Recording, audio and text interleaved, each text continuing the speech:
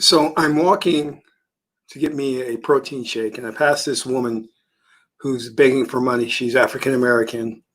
And I'm thinking to myself, because she's obviously mentally not right. You can tell she's singing this weird song and she's getting all the words wrong. So you can tell there's some mental illness there. And so I say to myself, she would not be in the situation that she's in if we had reparations. So let's talk about that, okay?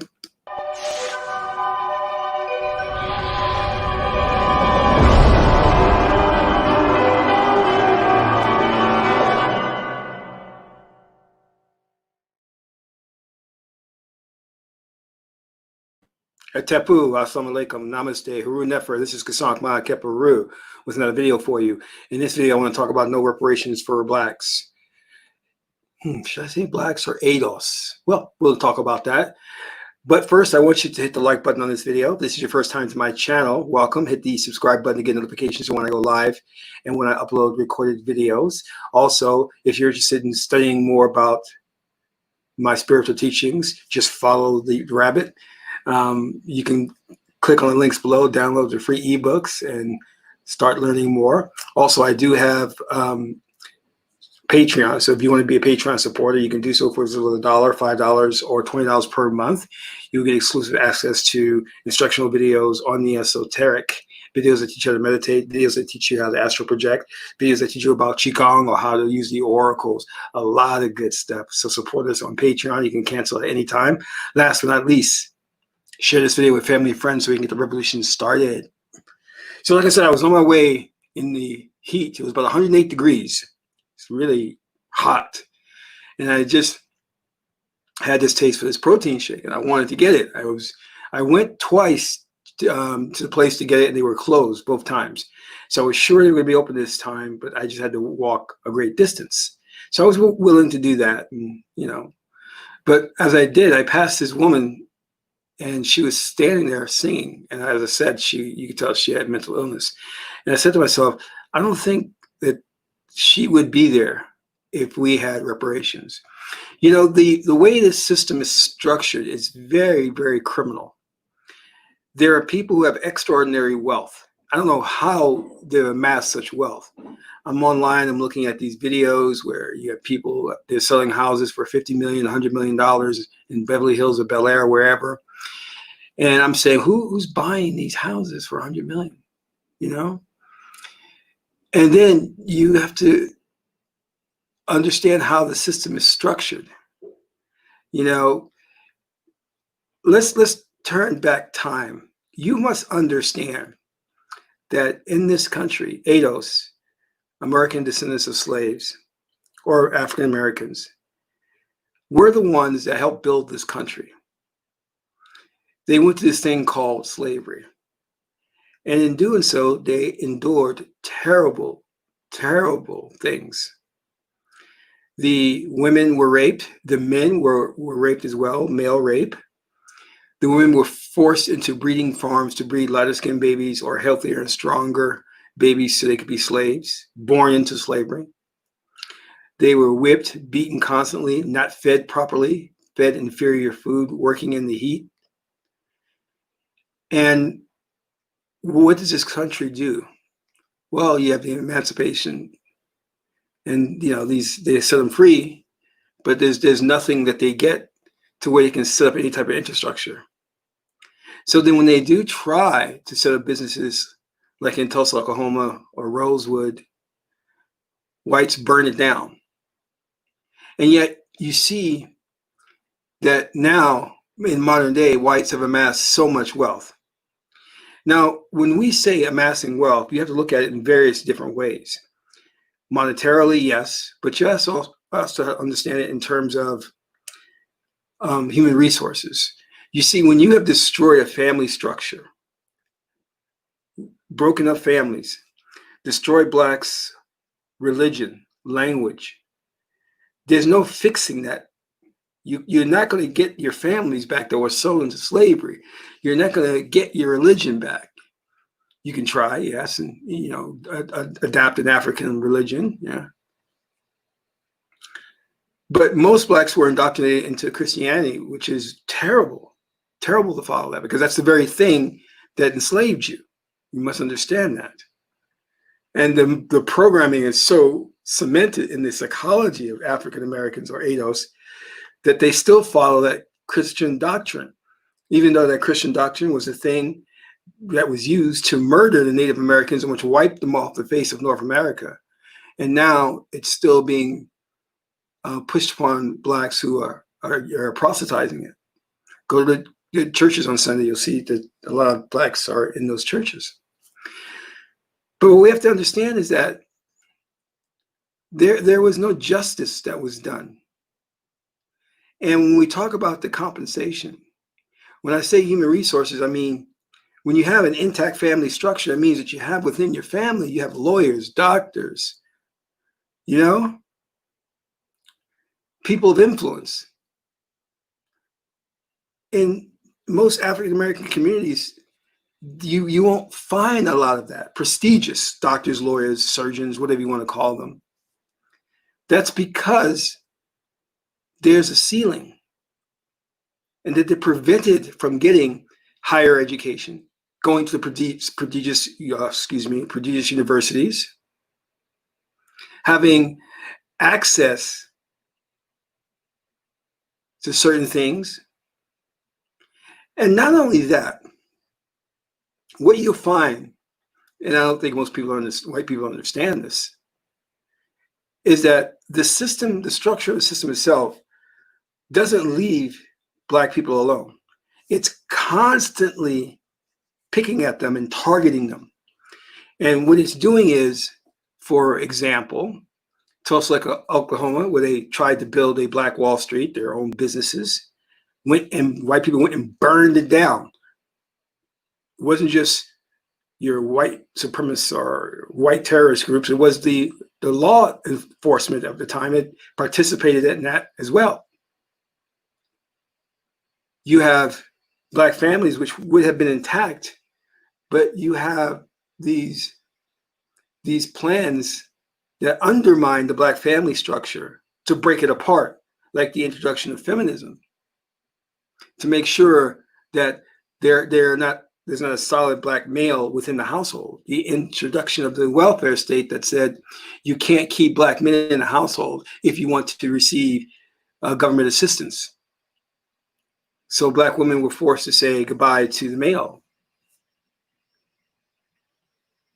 You have an education system that I went through in personal experience that does not know how to teach properly.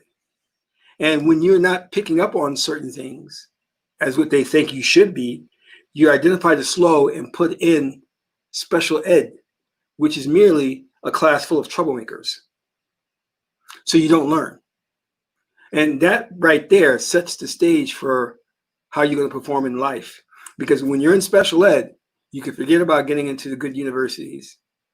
You can forget about getting your good grades, because how can you perform well when you are around other individuals who are not only not up to par, but are mischievous and doing things they shouldn't be doing?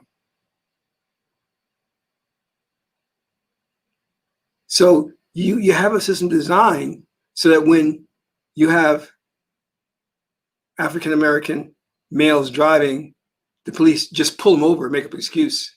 Oh, your taillight is out. Get out the car. I'm going to search the car.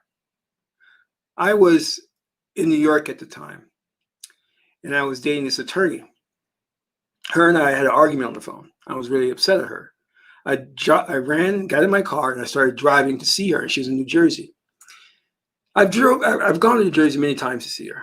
As I was going, the police just pulled me over, and I was like, "What's going on?"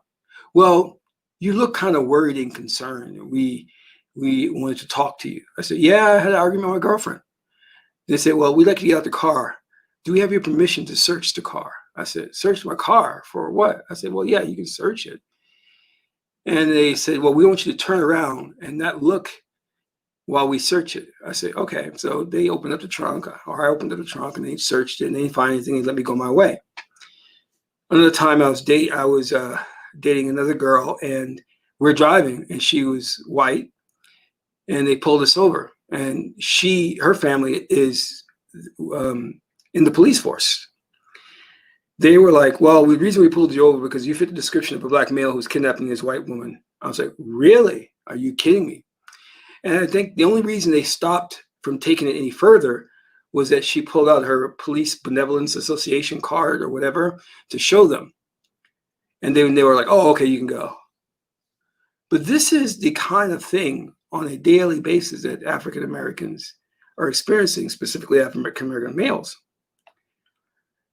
You have it to where if you would just allow them access to things in this society that they should have and stop picking on them, constantly picking on them, and constructing a system that opposes them and oppresses them, you wouldn't have the things that you have now. You understand what I'm saying? We wouldn't have this widespread poverty among the African American community because you have certain whites that don't understand and say, well, why can't you pull yourself up by your bootstraps? Well, I would if you would stop messing with us. You know?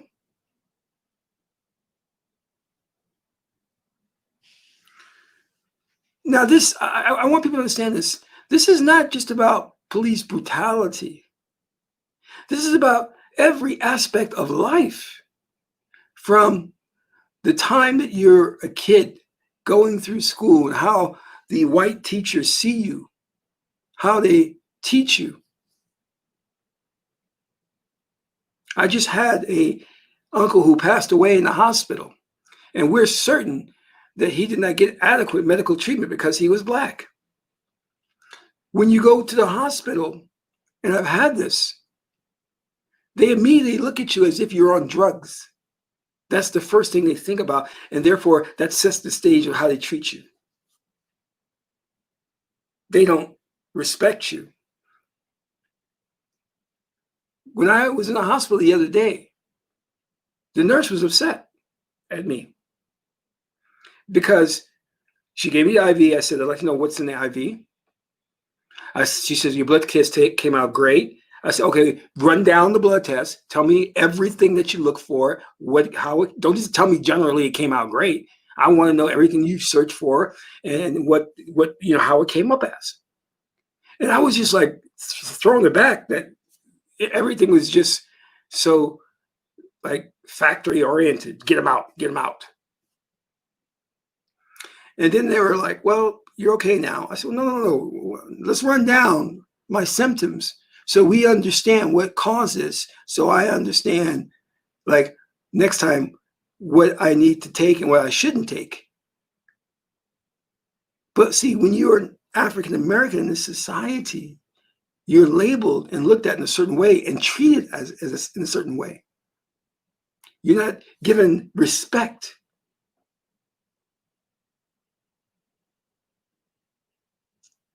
Do you understand that? If you get an opportunity, please hit the like button on this video. Also, as you know, my wives left me with my 14 kids. So, it's just me by myself. Please donate to the channel. YouTube has demonetized the channel because we're speaking truth to power, and they don't like that. Okay, so if you get an opportunity, please donate. That helps me to with the ebooks and other things. But I don't want to get all racial. I hate having to go there. You understand what I'm saying? But we gotta speak truth here. We're dealing with a corrupt system that has given advantages to those who don't deserve it, meaning the majority of white people, the upper echelon, that can go and afford to buy $50 million, $100 million houses in Bel Air. I don't understand how, in good conscience, people can do this. I don't understand these masters of the universe, these Wall Street brokers, can ruin people's lives by stealing their 401ks. Forcing these people to jump off a roof, kill themselves because they're bankrupt. See, here's the joke about it. The system is so corrupt, it's even corrupt to white people. But they only want to look at it when it concerns them but not when it concerns other people of color.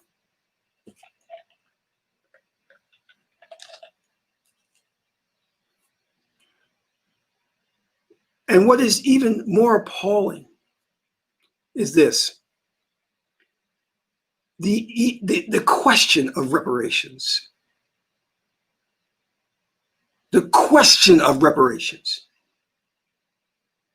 There is no question.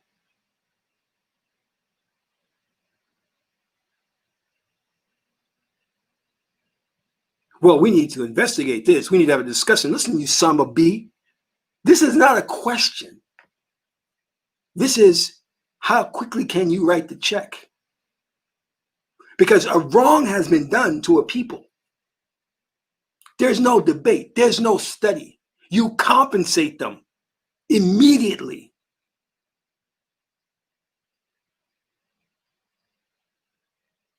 And for Biden to come out and say, well, if we're going to give African Americans reparations, and we must also give Native Americans reparations. No, you don't.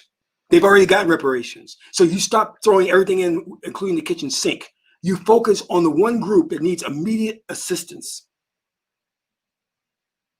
If I'm dying of a heart attack in the street, you don't come and say, let's look and see who else is dying of a heart attack, and forget about giving me treatment. You give me treatment right away, first. You've got people on the streets who are mentally ill because they've been born into poverty. They've been born into a system which puts them in a certain lot in life, and they never can go out of that. It's oppressive. Now, I've mentioned the monetary things. I mentioned the human resources. But let's look at the microaggressions that you get. You go into corporate America, and you know that the way they talk to you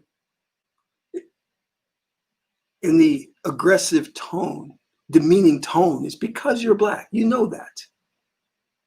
You know that they discriminate, meaning you're the last hired and the first fired. These are not myths. These are not talk at the water cooler. This is reality. This is what's happening. And these people have not been brought to justice because you have the EEOC and other institutions that make it nearly impossible for you to prove racism.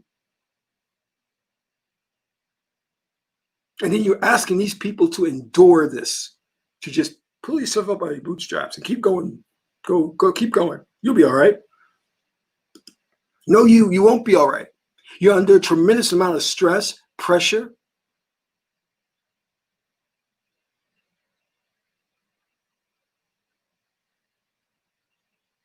It's unfair. It's crooked. It's criminal. And you think, and I'm going to say this sincerely and honestly, that God is going to let you get away with this? Absolutely not. Absolutely not. But they don't understand God. So they think they can get away with it. Now, I want to hold accountable those individuals in the arena of sports, those sports figures, those athletes who are making bank, who are keeping their mouths shut, who are not saying anything. You guys are garbage. Do you understand? You're garbage. You should be at the forefront of this. You should be the ones calling this out, saying reparations now, cut the check.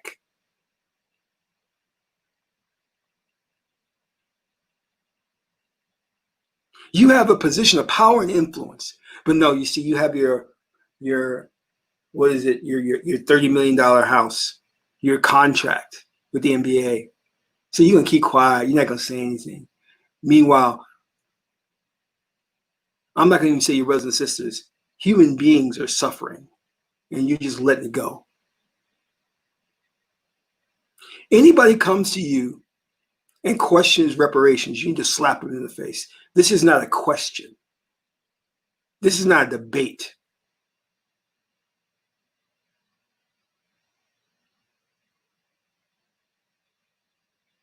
Every other group, Native Americans, the Jews, have gotten reparations without a study, without a debate, without discussions and talks.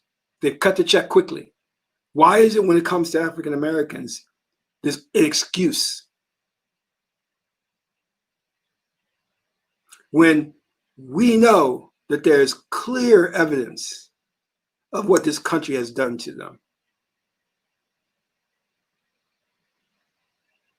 Yet, when that issue comes up of reparations, there's always an attempt to scapegoat the issue, to get out of it. Whoever you vote for this November, you better make sure that they're for reparations or you don't vote for them. That has to be on the table for a discussion. And I'm glad that ADOS, American Descendants of Slaves, put that question to Biden. Are you for reparations? We need to know. And his answer was disgusting. Well, we can look into it, but we also need to give Native Americans reparations. What are you kidding me, you idiot? You see, Black people in this country are too passive, too laid back. Your George Zimmerman should have been taken out a long time ago. And I honestly mean that. You see, I can say that from the Kemetic spiritual perspective as a Kemetic priest as well. Because even as a Kemetic priest, hear me, my beloveds, hear me. Even as a Kemetic priest, you have the goddess, Ma'at. You have her mate, Tahuti. Ma'at makes the law. Tahuti tells you how to administer the law. If you violate the law, what happens? Ma'at sends the warrior god Haruku Huti after your ass, who comes to cut your head off. If you have a man like George Zimmerman running around doing the things that he's doing, you need to deal with him immediately. Try pulling that with the Italian mob. Try pulling that with the Japanese Yakuza. They will take you off this plane of existence so quick. But it's understandable. Blacks have been terrorized so much that they're fearful of standing up and taking action. You're fearful because you identify with the Geb part of you, the body, the physical body. You are an infinite being. You are consciousness. You have no beginning. You have no end. You are God. You are divine. And if they take your body out, you'll come back again and again and kick their ass again and again and again. Because if they take you out, the law says, Tahuti says, you will come back and you will be able to deal with them. In your next life, you will get retribution. But you'll get retribution before that, though. I'm just letting you know. Enough with this system of having the upper echelon of whites filthy rich and the masses poor. And I'm glad the majority of white people are now awakening in what is going on with George Floyd, awakening to the fact that there has been something seriously wrong with the system. And now they're joining with us and saying, enough. But what took you so long? What took you so long? Blacks have been telling you that your system has been wrong. They've been telling you that there's been no justice. Do you know the amount of Black males incarcerated for non-violent offenses is ridiculous? There are more Black men in prison than there are women on the planet. What does that tell you? What's going on with this system?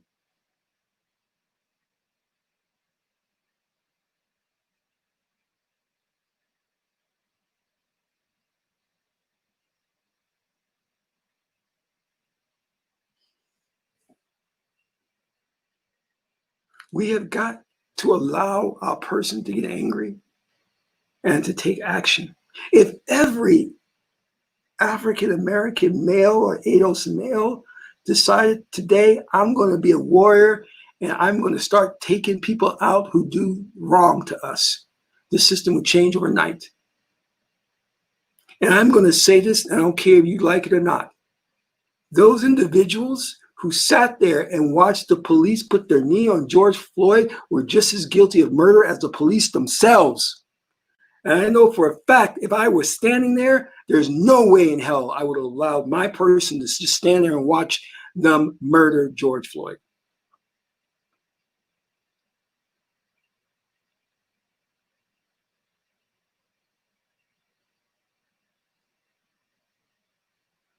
This is why they continually mess with you, because you don't do anything.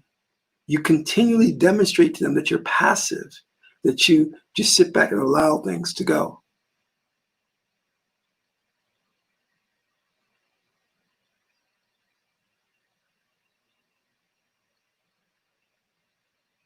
You have a Second Amendment right. You can carry a fire. You can carry a firearm.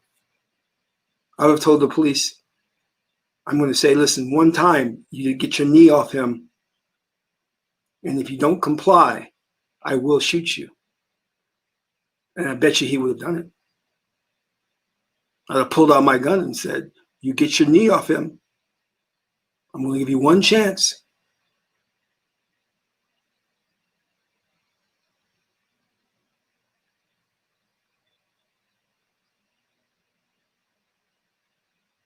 How can you call yourselves men to allow George Zimmerman to do and get away with the things he's doing? How can you call yourselves men? Did you see what happened to Emmett Till and what they did to him? His mother made sure he had an open casket funeral so you can see how they disfigured him. And yet the white woman who claimed or made that false accusation of him whistling at her, she admits she lied, and she's still alive today. How is that possible? How is that possible? What's going on in the psychology of Black people? What is going on in the psychology of Black people when this white supremacist young man can walk into a church, sit down in the church and pray with the Black people, then get up and shoot and kill them all? Police arrest him and take him to Burger King to get a quick burger before they take him to jail. And then the church members walk out and look at him and say, I forgive you. I forgive you. What is going on? Where's your mind at?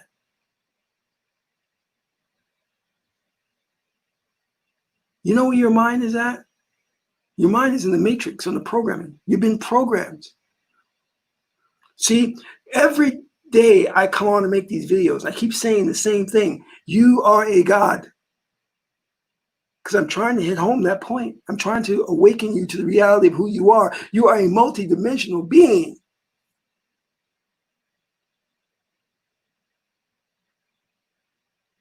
I'm screwing up my health, going to alternate realms and different dimensions to experience and talk with different beings and get wisdom and knowledge.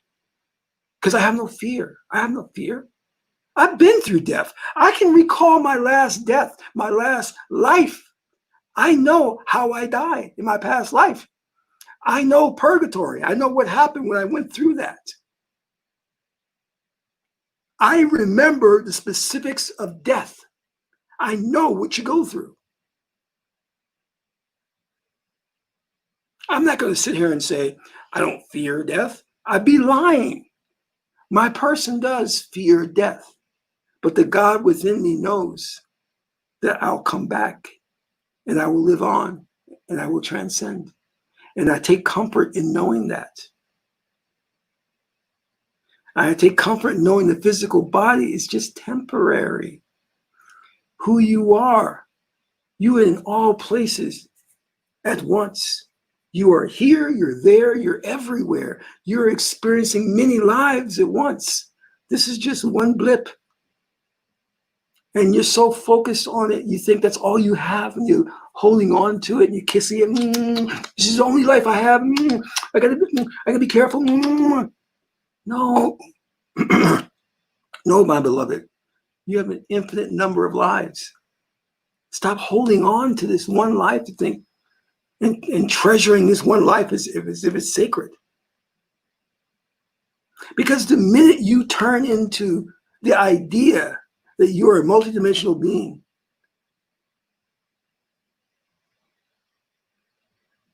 you then turn on your spiritual power. You then show them that you are a warrior and that you're not afraid of their fear tactics. You see, you think they're going to kill you. You think they're going to harm you. But the joke's on you. They're not going to do that. They're not. And I'm going to be honest with you. The people that the law enforcement is attacking are those who come from the lower aspects of our society.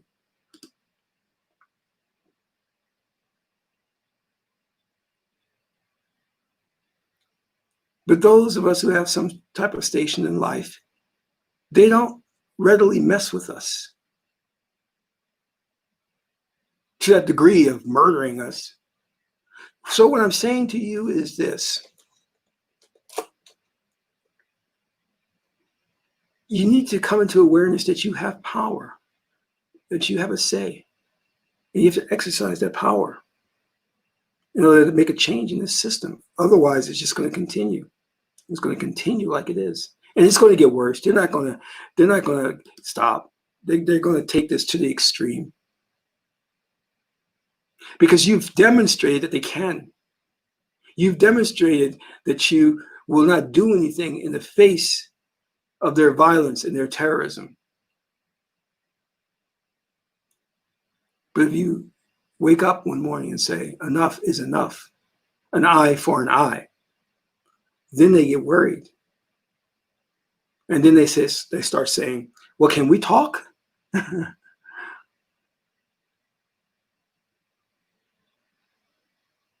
This system is horrible. The system is so screwed up.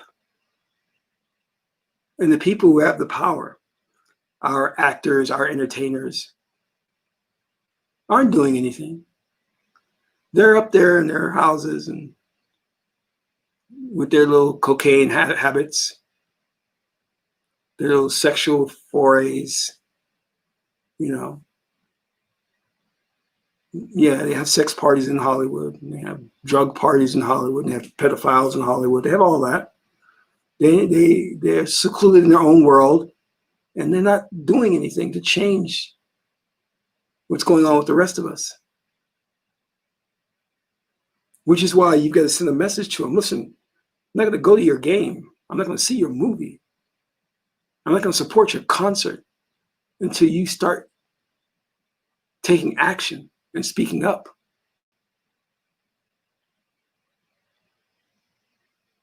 That's not a debatable issue.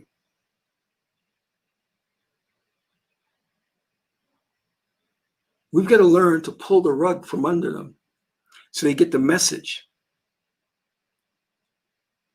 Because most of them talk nonsense anyway.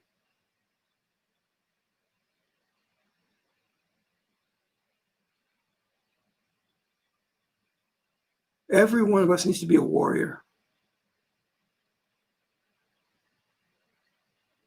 And I'm going to turn to another subject.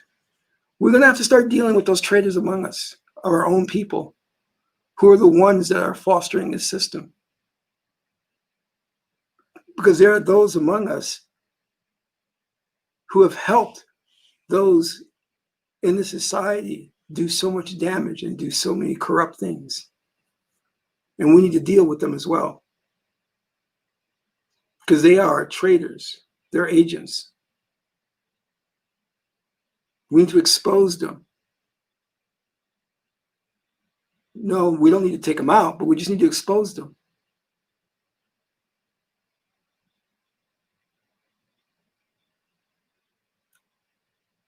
I want you to start thinking about getting into your spirituality, to studying the Kemetic philosophy, to really study and understanding it, and then working towards acquiring your power as a God man, a God woman. And from that perspective, from there, using that power to change the system for the better.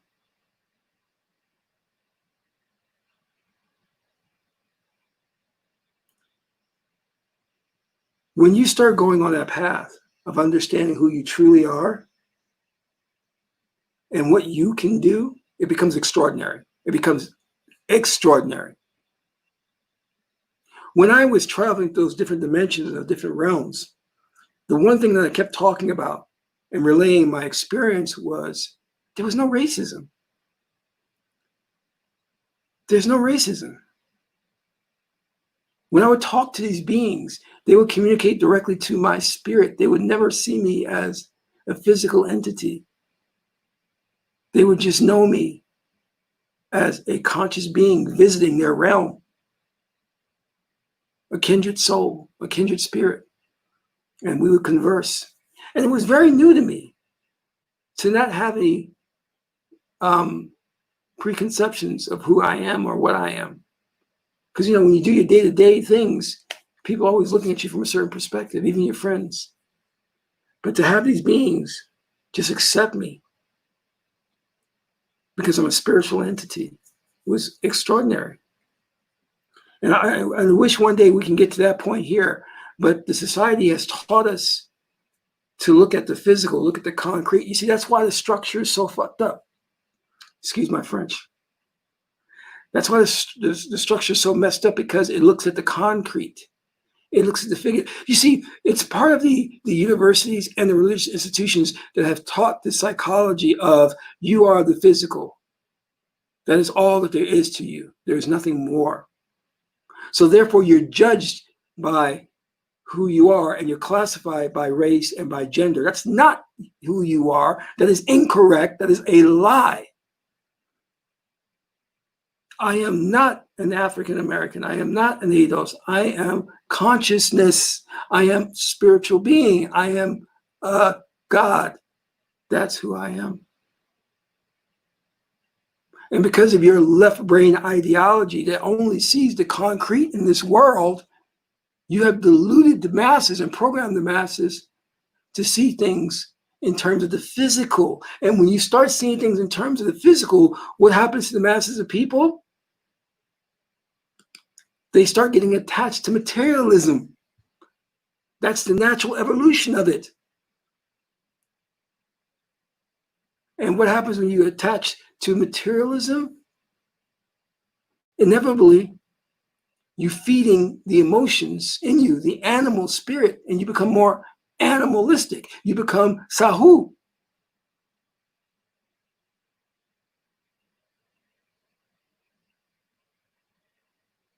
You're nuts. This is the whole story of Asar and Set. The Assyrian drama was Haru fought Set, who represented his animal nature.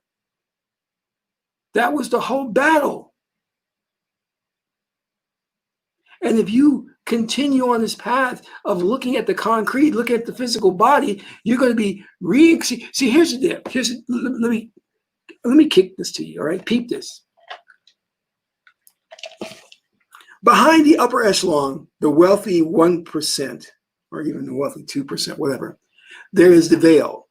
The veil hides the hidden hand. The veil hides those true beings who are in power, who are ruling this world.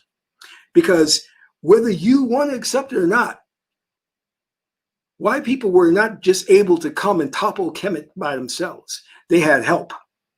They had serious occult help from people who were behind the veil. And they will stay behind the veil and you will never see them. Because they operate in darkness, manipulating. Okay.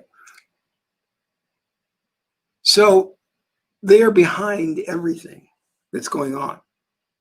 And they gave white people the advantage so that white people could destroy Kemet and ancient African civilizations like the Ethiopian Empire and other empires. Atlantis, they destroyed Atlantis. Those are all planned and done from behind the scenes. They burnt the great libraries, Library of Alexandria, other libraries out there, and gave the written scrolls to the Vatican to keep in the catacombs and at the bottom of the Vatican.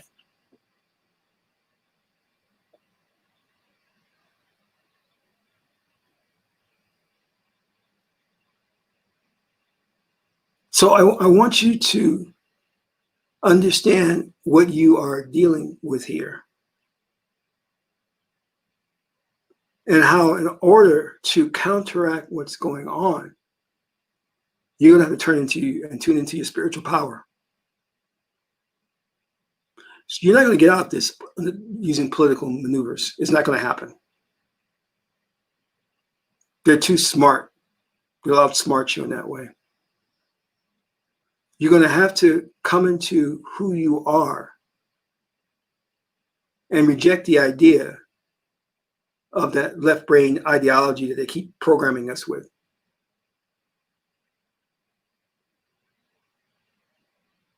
Because that's what's sending us all to hell. So, because they work from behind the veil, they're in power in this earth, in this space-time continuum, among an infinite number of space-time continuums. So the reason why they want you to focus on the concrete and materialism is to get you into karma, to get you to reincarnate. Because if you become attached to materialism, if you become attached to the Geb, the physical body, when you go before the judgment scene with Osir, Ma'at, and Tahuti, they're going to weigh your heart. And if your heart weighs heavier than a feather, then that shows that you're heavy-hearted and that you are attached to material things and you're emotional. And then what you're going to have to do is you're going to have to bring you back to this space-time continuum, this earth again, to live again, to go through it again, so you can learn to not be attached to the physical. That suits the Illuminati. That's their agenda. That's what they want. That's exactly what they want. They want the souls to keep reincarnating over and over again and coming back to this space-time continuum to service them. To service them. You're their minions.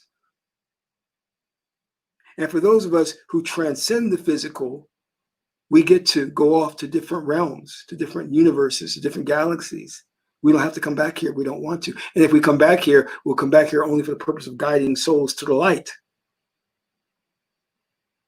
But the ruling elite, the hidden hand behind the veil, they need the minions. They need people to follow them. They need their slaves. And in order to guarantee a supply of those slaves, they have to program you with the materialism so that you can keep reincarnating. And every reincarnation, you become more fixated and attached to them, as in the devil card of the tarot. That's the secret of what's going on. So you must end that cycle of karma. You have to put a stop to that because you're servicing them. You're providing them with your soul. And the only way you can do that is you turn back to your spiritual religion, your Kemetic philosophy. Those people who are sitting up in that congregation at the Christian churches are doing exactly what the ruling elite wants them to do. Believe in this fictitious biblical characters, giving their souls to the ruling elite. You know? You're going to have to take on the hangman of the tarot. You're going to have to see things in a totally, totally different perspective. You're going to have to turn upside down and look at the world in a different way. And I'm not saying to you, don't get it twisted, that you can't enjoy physical things. God wants you to have a nice house, a good-looking mate. God wants you to have money in the bank. God wants you to have financial security. God wants you to have a good job.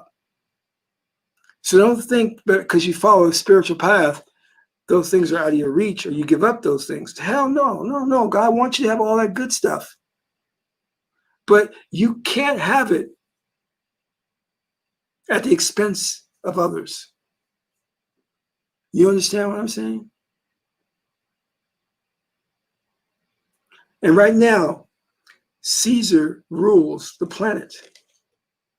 And Caesar says, let us have the games, basketball, the football, because those things distract the population. And they get the population to focus on that. And the population doesn't think about really what's going on in the world and how evil it is. So Caesar says, let us celebrate the games. Don't think about those people who are starving.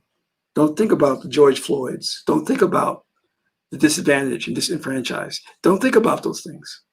Think about the games. Think about entertainment. Think about Cardi B. Focus on that. Worry about nothing else. We got you. We got you. And they do have you. They do have you reincarnated over and over again to service them. I'm not coming back and servicing them. That's not going to happen.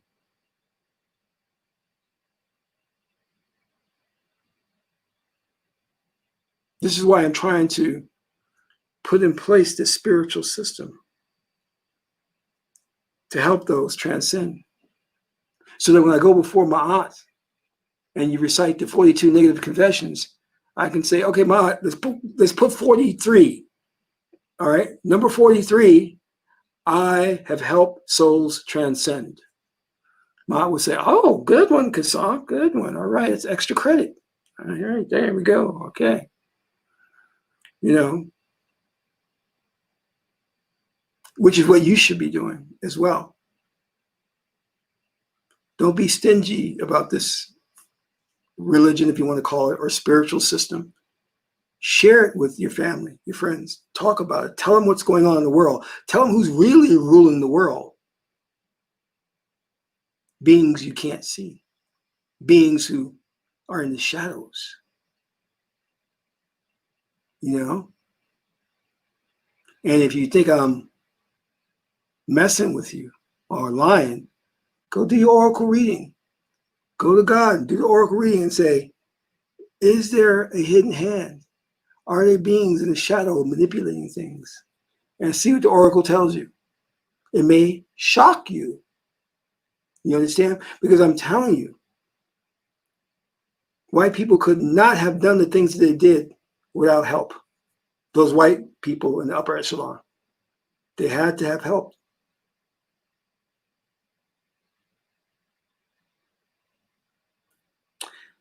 If you like this video, please hit that like button and donate to the channel.